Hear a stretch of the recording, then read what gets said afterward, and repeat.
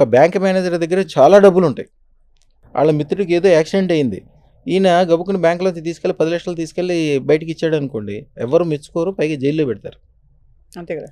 Same కుటుంబంలో కూడా మీరు ఏం చేయాలన్నా కూడా మీరు నేను ఉపకారం చేస్తాను, నేను దానం చేస్తాను వెళ్ళకూడదు.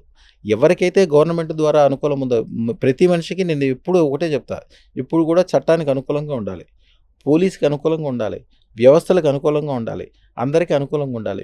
ఈ పని చేయొద్దు అని చట్టం చెప్తే దాని జోలికి పోనే వద్దు, అవసరమే లేదు. కష్టమైనా కూడా అనుకూలంగానే ఉండండి, గ్యారంటీగా ఉన్న చోట నుంచి 100 రెట్లు పెరుగుతారు. చట్టానికి వ్యతిరేకంగా పోదాం అనుకున్న వాళ్ళు ఎవరో బాగుపడిన వాళ్ళు కనపడరు. మీరు ఎక్కడైనా చూసుకోండి, సమాజానికి వ్యతిరేకమైన పని చేయొద్దు. అంతే కదా. మీకు అధికారం లేనప్పుడు నేను ఎవరికో ఉపకారం చేస్తానంటే ఆ డబ్బులే మీ కాదు, మీరేం ఉపకారం చేస్తారు? అంతే కదా. చేయొద్దు. చేసే అధికారం ఎవరికి? మీరు ట్యాక్స్లు కరెక్ట్గా కట్టండి. అంతే. 1,00,000 కోట్లు సంపాదించండి, గవర్నమెంటే 60 కోట్లు తీసుకుంటుంది, 60% గవర్నమెంటే తీసుకుంటుంది.